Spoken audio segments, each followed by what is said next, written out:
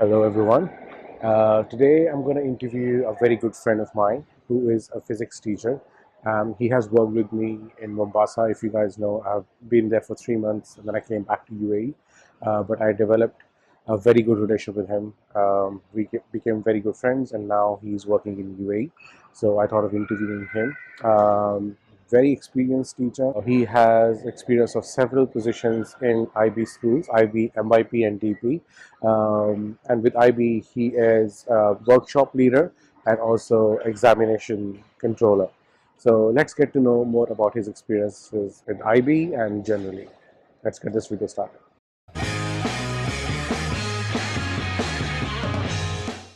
Hi Kailash, how are you? Good. Thank Good to God it's see Friday. you. Yeah, I know. We actually both are coming from work, and today it's Friday, and it took us like half an hour to find out a place to record this vlog. And finally, we found this beautiful setting in a mall, and we decided to record here. So Yeah, let's the get ambience is started. really very good. Yeah, it's really nice. Kailash, tell me something about yourself. Like, what subject do you teach? Where are you from in India? So that people can make connection with exactly where you have come from. And then we will talk about your qualifications and how you got the job. Because any viewer or subscriber who would click on this video, I think the most obvious question that they want to know is, how did you get your international job and how is it like? And we will discuss about your experiences. So let's just now start with getting to know about you. Yeah, Sahil, first of all, I'm happy to be here. So, I'm born in Mumbai, brought up in Ahmedabad, Mhm. Gujarat, India. So, all my schooling and university education is completed in Ahmedabad.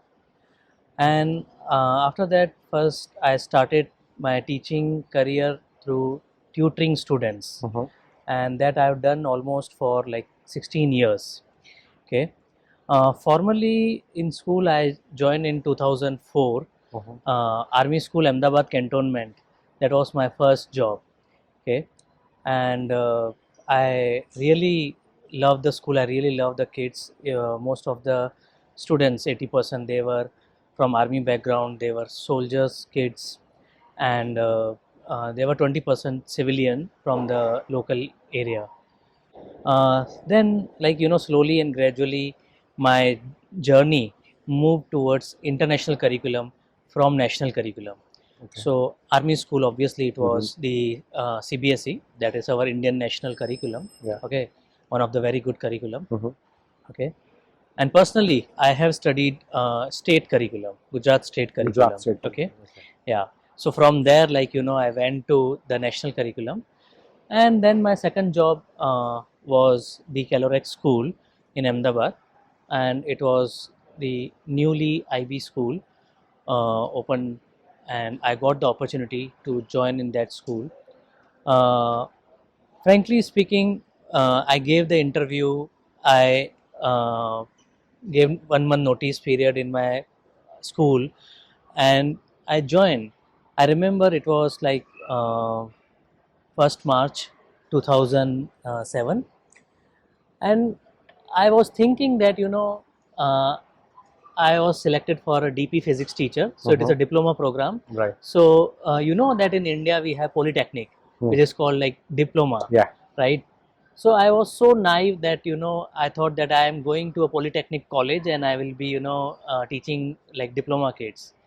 But there, it was like a different world altogether, right? So it is International Baccalaureate Organization. Headquarters are in Switzerland, okay, and grade 11 and 12, that is called diploma program, Mhm. right, in that curriculum.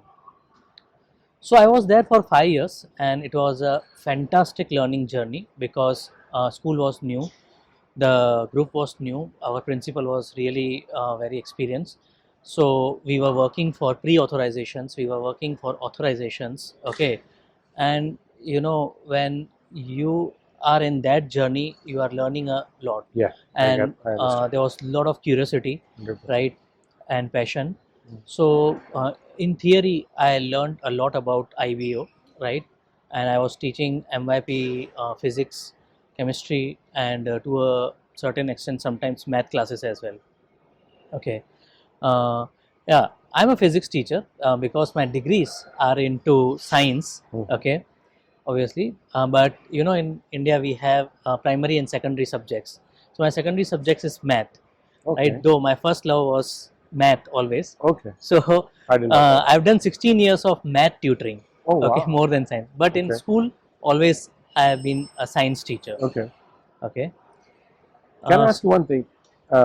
ऐसे भी होता है कि like if you can teach physics, you can also go for biology teacher or chemistry teacher. Are they all linked? कि तुम्हें अब कुछ अलग से physics में ही करना पड़ रहा है कोई course या experience वैसा होना चाहिए?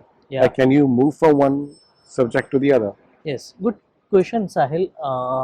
Even for the viewers, I would like to clarify. Like when we are doing bachelor's in physics, so basically, as per Indian laws, we are eligible to teach in PY primary years or the secondary years. So that is called TGT, trained graduate teacher. Yeah, teaching. Okay, and then when you are completing your post graduation masters in physics like you have done, so you are eligible to teach in grade 11 and 12.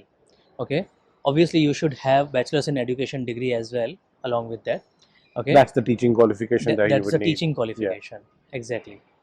So now, like if you are teaching into secondary classes, like grade 6, 7, 8, so it is a general science. So you are expected to teach physics, chemistry, biology, everything. Though your specialization In is middle in years. physics. Yeah. Okay. Okay.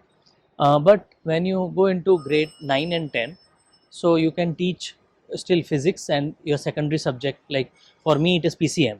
So it is physics, chemistry, and maths. Okay. And for some, it may be PCB, that is physics, chemistry, and biology. Right. So I can teach physics and chemistry for, like several occasions I have done in grade 9 and 10, physics and chemistry both. Okay, then when you go for grade 11 and 12, which is called PGT, so there you are eligible to teach physics because that is specialization. You have done masters in physics. Okay, and then again in masters in physics there are sub branches, like personally I have done in nuclear physics, electronics, and mathematical physics. So but that is if you go into university level teaching, right? Then it makes sense. Otherwise at school level you are teaching at grade 11, 12 physics. Okay. That's great. So, if anyone who is teaching in India right now, so if I sum up your journey, it's like you started teaching, you did tutoring first, then you started teaching in an army school, then you taught in a new IB school. Did you get your international teaching job after that, or was there any job in between? Okay, yeah. So now, like I wanted to explore residential school because I have heard a lot about it, but personally, until the age of 30, like I have never came out of Ahmedabad, right, for work or roaming purpose also. Hardly, like I used to go to uh, Rajasthan because my Naniyal is there, or like Mumbai, my relatives are there, but that too with parents. So but I wanted to play safe. So I took the job in a residential school which was just 60 kilometers from my hometown, right? And this is first time I came out of my house, and along with my family I shifted in Tapovan International School, right? But here it was a CBSE school, right? So my journey at Tapovan International School was fantastic for 2 years. First time I learned, how it is being with the students in the residence for 24/7, right? You are in a different kind of zone. Okay, though either every weekend or fortnightly, I was taking my bike and going back to my hometown because of homesickness, or still, I was doing some You weekend said 34 tuitions. kilometers from Ahmedabad. This 60 was right? kilometers. 60 kilometers. Yeah. And you were having homesickness. Yes. Okay. So but I really liked it, and my family also enjoyed, because you are in a particular community, right? And your kids are also growing up. uh, Still, my memories are as fresh as like it is yesterday's thing. Okay. I miss all my schools, army school, my Calorec school, Tapon school, right? And where what memories are associated, like, when I shifted there, my elder daughter, she was just 7 months. Mm. So, her childhood days, Mm. like in evening, uh, there were Yeah, residential kids, hostel kids, they were coming and, playing with her yeah, like that. I get that. And then the thing was like, there are two different things. One is a professional life and one is a personal life. Mm. Okay. And somehow, like, now I have understood we need to balance, but it is always juggling between the two. So uh, because I had essence of international curriculum for 5 years, and MYP DP, as I mentioned, that we underwent the authorizations. I worked as the physics teacher in MYP and DP. I worked as a CAS coordinator there, also as like deputy DPC at several positions. So, and by this time, I was lucky enough that even in CBSE there were reforms in our national curriculum, that there was comprehensive assessments, comprehensive curriculum they have brought. So, like IB, there were formative and summative assessments, Mhm. but still, now I was looking for more exploration and more experience into international curriculum. And I'll say, by God's grace, I got into Kodaikanal International School, Oh, which is 120 years old that school. was the first IB school, I guess, right? Yes, many of our Indian viewers, they will not be aware that it is the first IB school in India who brought IB in I heard it from you 1976. only. Yeah. Yeah. So because I had a very little idea, because one of the conference had happened in Calorec school where one teacher was there, so I had that at the back of my mind. And uh, there was a call from the principal. He was at the airport, right? And I was casually sitting in my lounge, and the interview happened in an interaction of 15 minutes. And like, that is how I had first formal breakdown, and came into the internet true international experience. Okay. Mm. And I was surprised that he said that you are selected. I just gave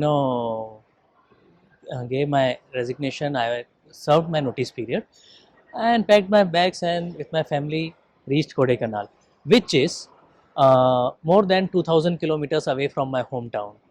So obviously, I always move with my family, and in my family, I have my wife, my two daughters, and my dad. Okay, so my dad was little, worried that moving away so far in south and how it will be.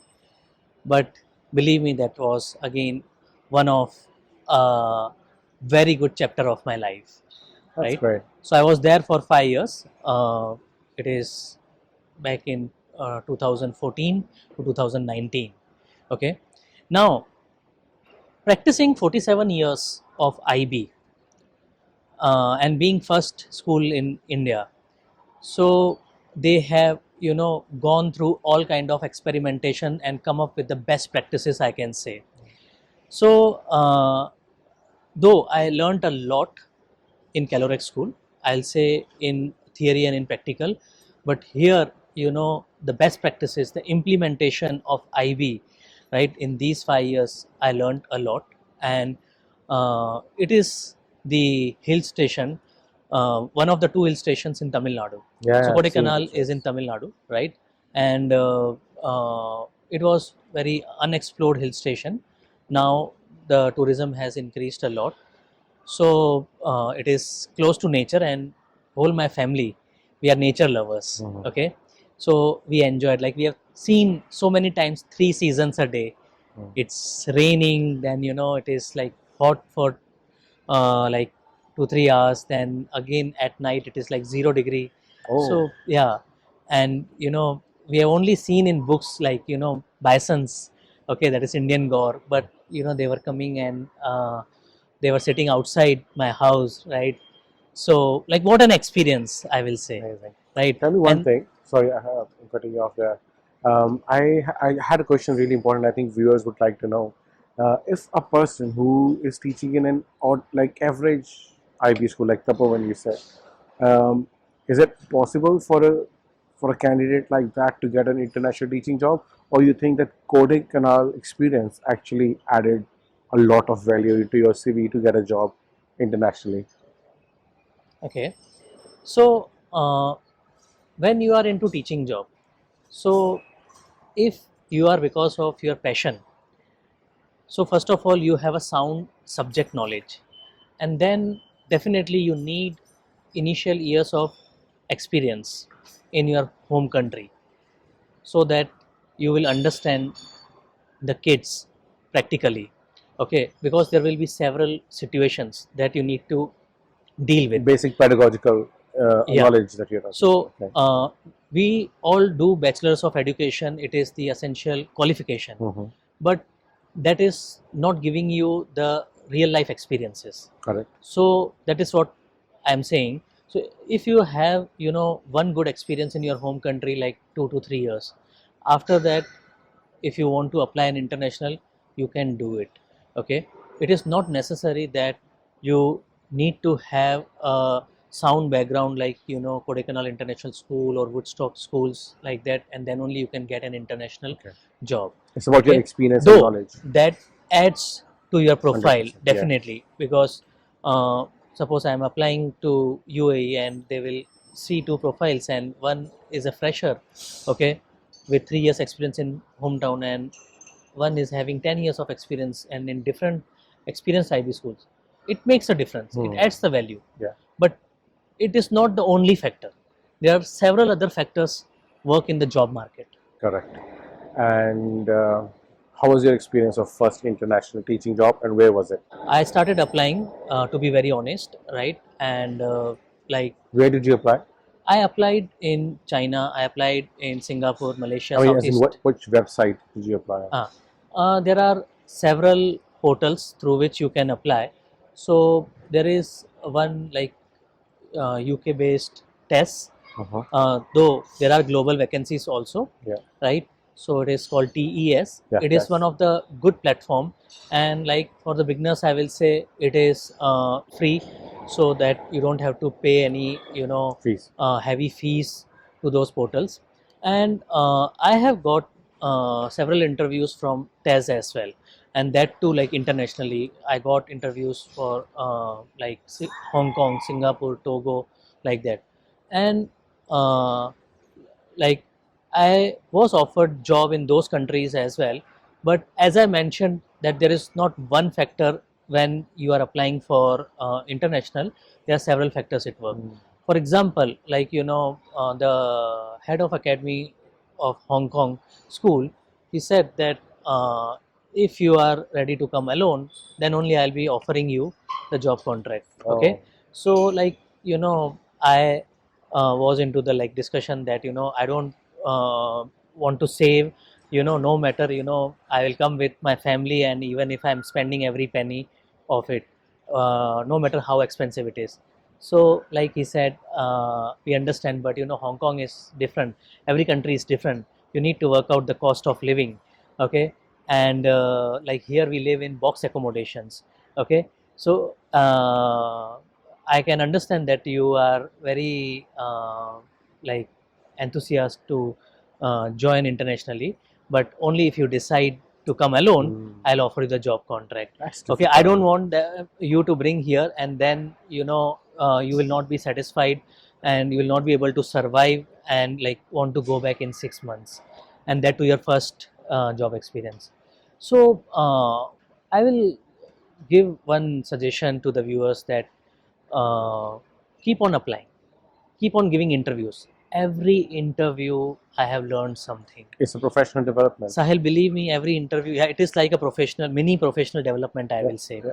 Okay, here comes what you are waiting for, like how I reached internationally. So it's a magic for me also, that it was mid of COVID time, peak of COVID, I will say, Oh. Okay. November 2020. Uh-huh. Okay, like when I got the job in Mombasa, which is in Kenya, which is in East Africa. Okay, that is 5,000 kilometers from my hometown. Okay, I'm and expecting a reaction from your dad now. yes, obviously, when he was like, initially not willing to go to Kodai, just imagine how I must have I know. convinced him to, go to Mombasa, that too during peak of COVID time, right? And even I was not having any idea that, how the work permit will happen, dependent pass and visas will happen, because when you're traveling with the family, there are a lot of logistics. Yeah. Okay, and sometimes you must have heard like people get international job, but because of this document, that document, or visa issue, they are not able to join, right? And lose the job, and then again they need to look for another job in the same country. But I'll say I was very blessed, right? And I am a risk taker, so I took that risk, I accepted that opportunity. Okay, uh, again, it was a very rigorous interview process. There were like 2 to 3 rounds. So, like initially, uh, in the interviews in international jobs or international curriculums, usually HR is interacting with you so that they understand that this particular person will be able to fit in our organization. Yeah. Based on n number of factors or not. And it is not only your qualification or the physics knowledge. Then comes the second round of interview, where uh, you are having it with your like subject expert or HODs in the department or coordinators. They are looking into your subject expertise and experience and other things. Okay, then there is one more round of interview where basically SLTs are involved. So they look from a different SLT, perspective. when we refer to SLT, we are talking about senior leadership team. So that includes principal, head of secondary school, head of primary school, usually. Somewhere like dean of studies, like in Kodaikanal and in Aga Khan Academy, Mombasa, where I'm referring to, like there were dean of studies, also dean of religious Yeah. life, dean of residential life, apart from head of academy and principal. So they will be looking from different perspectives, and this happens in in our Indian schools also. I remember my first job in army school. So there were like a panel of 4 to 5 members, and from that there was one member who was senior psychologist in army. So he was just sitting and observing me. He didn't ask me a single question. Sahil, I would like to mention it here that I packed my bags and with my family I landed in Mombasa, and at the airport, like customs stopped me and everybody was surprised. They told that with uh, 19 luggages and whole family during this COVID time, like you have come, shifted here. So I told them that yeah, I'm a teacher of physics and I'm joining Aga Khan Academy, Mombasa, and that is one of the most reputed organization, right? And they respect. So yeah, I was having a warm welcome. Though all the protocols were followed, that we were quarantined in the guest house, all our family members, right, and whatever vaccination procedures, and even you need to take a yellow fever vaccination if you are traveling as a tourist also to Africa, and it is once in a lifetime. Okay, or if you are going for a job, it is compulsory, Our, right? our, our viewers, they know that I and Priya have experimented moving to Africa. So we took that vaccination as well. We had to, but it's once in a lifetime. But we always keep it along with our passports, our yellow fever vaccination, because recently we went to Sri Lanka and we did not know if they may ask after seeing the visa. So we just kept it. Now it's like a lifelong thing. We have to keep that card next to the passport Yes, that always. is yellow card. You need to Yeah, always keep it because it is once in a lifetime. yeah, You need to save that. yeah. So yeah, obviously, at the back of my mind there were worries, right? There were own fears that how I will be able to adjust in this new country, how will be the students, how will be my experience, and if I am not able to adjust, so what will happen to my family, right? Because we have traveled together, right, shifting everyone. So you need to be ready for those challenges. Okay.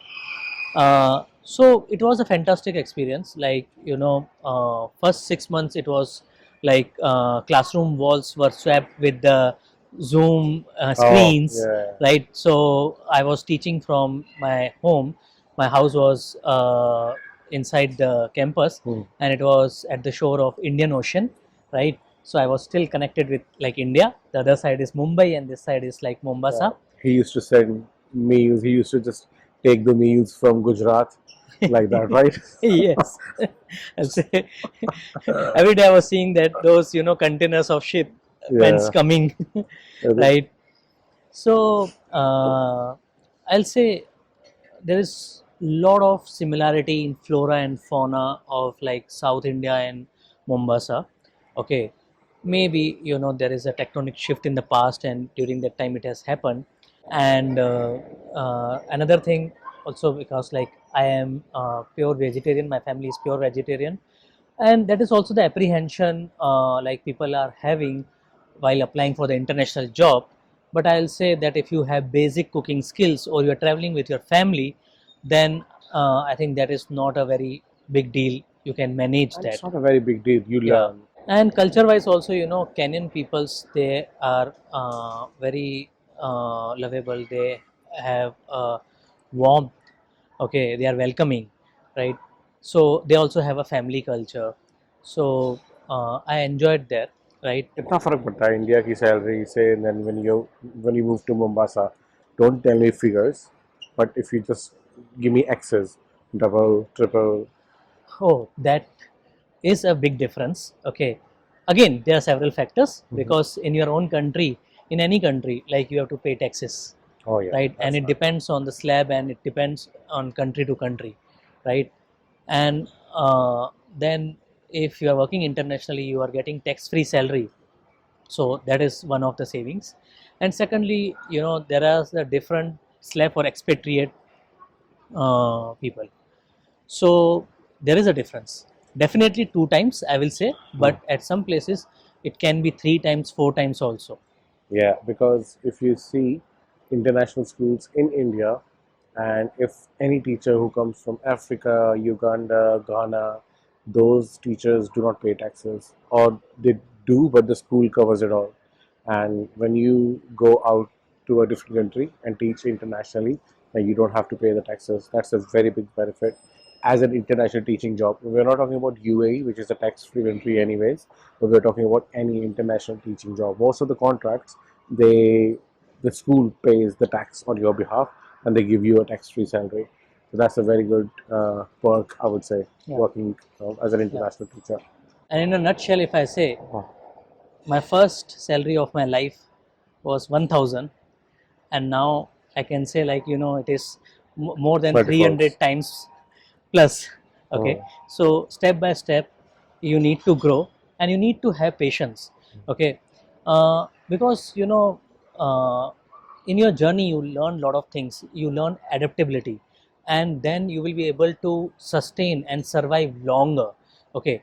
Sometimes I have seen that youngsters, like after coming out of the university and completing B.Ed and just 2 or 3 years of experience, they keep jumping. Okay. But then after some years it becomes difficult to sustain and survive, oh. right? So if you go step by step, so it is like slow and steady always wins the You race. know, I believe into yeah, that. and exactly. Because listening to your story, your success story, I think what it makes me think right now is you don't chase your dream job. You do chase your dream job, or you actually have you chose to chase the passion behind teaching and learning. You did all the courses, you accumulated experiences, you enjoyed wherever you were, even if it's like army school, Tapovan, then Kodaikanal. You were there at that time, or you were enjoying that particular job, and you were giving your 100%, and that's how you learn. Mm. And when you appear for an interview, you got an opportunity, and when you have experience like that, where you are so thorough with your knowledge, it helps you to secure a job easily internationally. So yes, you do chase your dream job, you do look out for different options, but please stay connected to your passion for teaching, whatever subject you are teaching. I'll say be in the moment, Yeah, be one with the place where you are, exactly. because now you are here and you know that even if you want to change after 2 or 4 years, like after your contract, but this is the place where you need to gain experiences, Correct. right? So be one with the place, be in the moment. Yeah. Okay. Sahil bhai, I would say everything comes with the cost. I miss my family members a lot, because right now in UAE I have traveled first time without my family. But when I went to Kenya and I was with my family, but I was missing my friends and my extended family members a lot. It was like, honestly speaking, in first 6 months, like I was thinking, let me go back to India, Mm. run away Yes. like that. But then, like that was my first international job, right? So slowly and gradually, you need to develop balance Yeah. between your emotions and other things. Okay. And every place also you know needs some time, right?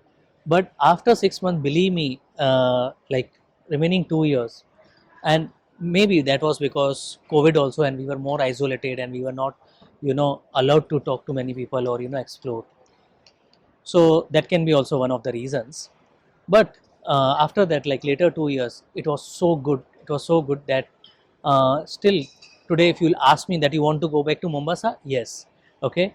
My colleagues in Mombasa, they also want me to come back. My children, they want to go back, I want to go back. I mean, we enjoyed thoroughly. We had Indian community there, we had temples, we had malls, we had one of the best beaches. There's Masai Mara, one of the best safaris of the world. So like whenever we were getting opportunities, so we were exploring. Okay. But then it is like, whether it is from your hometown or whether it is from like Mombasa, at some point of time I think you need to leave, because it is well said that कहीं पहुंचने के लिए कहीं से निकलना जरूरी होता है. Okay. Okay, yeah, that's great. I mean, it was truly a reflective story. I think what I have learned from you in this vlog is you have been really reflective on for your learning and for your finances, for your family. You have balanced everything. You have taken your professional career. You have not given that much importance, but you have also given importance to your family along with that. So a very well balance of family, work, and your own desire to grow as a teacher. I hope this is going to be really helpful for our viewers. And if you have any other questions where I can meet Kailash and ask, we can make shots for those questions and answer those questions for you. I would like to give one message to the viewers. Hmm. Okay. I will say adaptability is the key, and resilience. Okay.